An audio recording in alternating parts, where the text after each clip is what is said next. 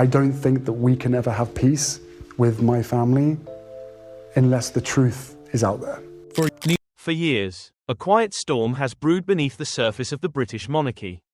A question, whispered in tabloids and hinted at in documentaries, has refused to fade. Is Prince Harry truly the biological son? His bright red hair, a trait rarely seen among the Windsors but common in the Spencer family, sparked speculation from the start. Along with his freckled complexion, playful demeanor, and unconventional nature, Harry has always stood apart. But the differences weren't just physical. There was something in his energy, his defiance of tradition, and his emotional openness that made many wonder if he ever truly belonged within the royal. Now, DNA testing has revealed the answer, a truth that shocked the royal household and led Harry to take a decisive, irreversible step, cutting all ties with the family he was a prince born into public scrutiny. Henry Charles Albert David, known to the world as Prince Harry, was born on September 15, 1984, as the second son of Prince Charles and Princess Diana. He entered life third in line to the throne. The public quickly fell in love with him, the charming young boy with freckles and a bright smile, so reminiscent of his mother. But as he grew, his differences from his royal relatives became more apparent. His hair, vivid and fiery, stood in stark contrast to the more muted browns of Charles and William, while William bore a strong resemblance to his father and the Windsor line.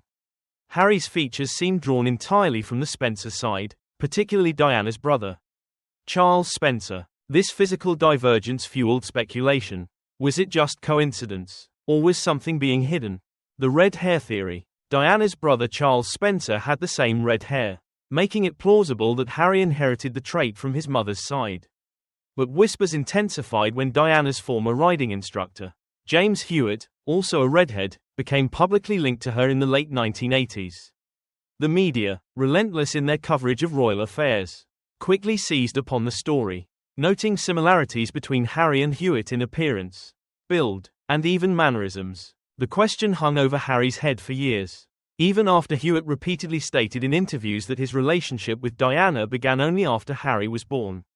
Still, conspiracy theories persisted, fed by royal watchers, social media, and countless tabloid headlines. Ken Worth, Diana's former bodyguard, confirmed in his memoirs that Diana and Hewitt met in the summer of 1986. 2 years after Harry's birth.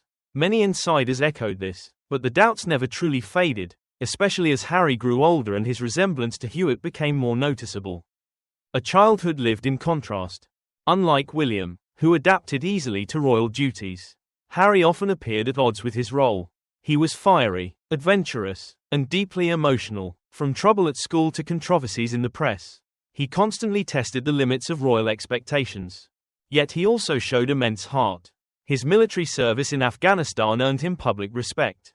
He supported wounded veterans and started the Invictus Games. Still, something always seemed to separate him from the rest, an invisible wall of doubt. Perhaps, or a deep-rooted discomfort with who he was expected to be. The Diana connection. Much of Harry's identity is tied to his late mother. Her death in 1997 left a wound he never fully recovered from. Over the years, he's often spoken of the pain, the grief, and the lasting impact her absence had on him. In her, he saw truth, compassion, and the strength to break away from royal constraints, qualities he would later try to embody himself. But with that came more speculation. As public fascination with Diana's love life grew posthumously, so did interest in Harry's parentage. Every photograph, interview, and story involving James Hewitt reignited the flames of doubt. The decision to find out. After stepping back from royal duties in 2020, Harry and Meghan Markle began a new life in California. But with physical distance came emotional reflection. As Harry found space to grow outside the monarchy, he began to confront the unresolved questions of his past. The constant whispers, the media headlines, and his own curiosity led him to seek definitive answers. Quietly and privately, Harry underwent a DNA test, not the kind speculated about in tabloids, but a thorough, modern genetic analysis that left no room for doubt. And the result was clear. James Hewitt was not his father. King Charles was. The truth changes everything, and nothing. The results should have silenced the rumors. They validated Diana's claims and confirmed the royal narrative. But for Harry, it didn't change how he felt inside. Biology aside, He had long felt like an outsider. Years of being treated differently, especially after marrying Meghan, had left deep emotional scars. Despite the public love shown for his marriage, the palace never fully embraced Meghan. Her biracial background, previous career, and independent spirit clashed with royal expectations.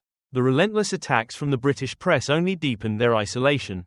In interviews, Meghan spoke openly about the depression she experienced while living under royal scrutiny. At one point, she even considered leaving the marriage entirely, not out of a lack of love, but because the environment felt so suffocating. Harry, watching his wife suffer, felt torn between duty and love. Eventually, love won, breaking free, even with the DNA results confirming his place within the royal bloodline. Harry chose to walk away from it all. The truth did not bring him closer to his family. It affirmed that even belonging by blood did not mean belonging in spirit. He formally stepped back from royal duties, relinquished his titles, and embraced life as a private citizen. In California, with Meghan, Archie, and Lilibet, he found the family he had always craved, one built on choice, not tradition. The red hair, once a symbol of scandal, became just another genetic detail, a footnote in a far deeper journey towards self-understanding. The legacy of Spare. In 2023, Harry released his memoir, Spare, detailing the pain, confusion, and alienation he experienced growing up royal. The title itself, referencing the idea of being the spare heir, encapsulated his internal struggle, loved, but not needed, celebrated, yet often sidelined. In the book, he wrote of being constantly compared to William, feeling like an afterthought, and yearning for a place where he could simply be Harry, not Prince Harry. The DNA confirmation, though powerful, did not undo a lifetime of emotional distancing. Instead, it offered clarity, a final piece of the puzzle that allowed Harry to let go, both of the doubt and the need to fit into a mold that was never made for him. A prince redefined. Today, Harry lives as a man who happens to be royal, not a royal first. His children bear titles, but he and Meghan live far from Buckingham Palace. Their life in California is filled with chickens, dogs, and family walks, simple joys that once felt out of reach. He still honors his heritage. Lilibet is named for both Diana and Queen Elizabeth II, a bridge between the old and the new, but he no longer lets that heritage define him. The monarchy continues without him. The titles have been adjusted. The ceremonies continue, but Harry's departure marked a shift, not just in royal history, but in how identity is shaped. His decision to uncover the truth, to face it head on, regardless of the outcome, stands as a testament to his courage. The final reflection. In the end, Harry's story isn't about red hair or tabloid theories. It's about the search for truth, belonging, and personal freedom. He is King Charles's son, Princess Diana's legacy, and a man who dared to walk away from everything expected of him to build a life on his own terms. Sometimes, truth doesn't bring you closer to the people who raised you. Sometimes, it helps you understand why you needed to leave in the first place. And for Prince Harry, that truth, long delayed, deeply personal, has finally set him free.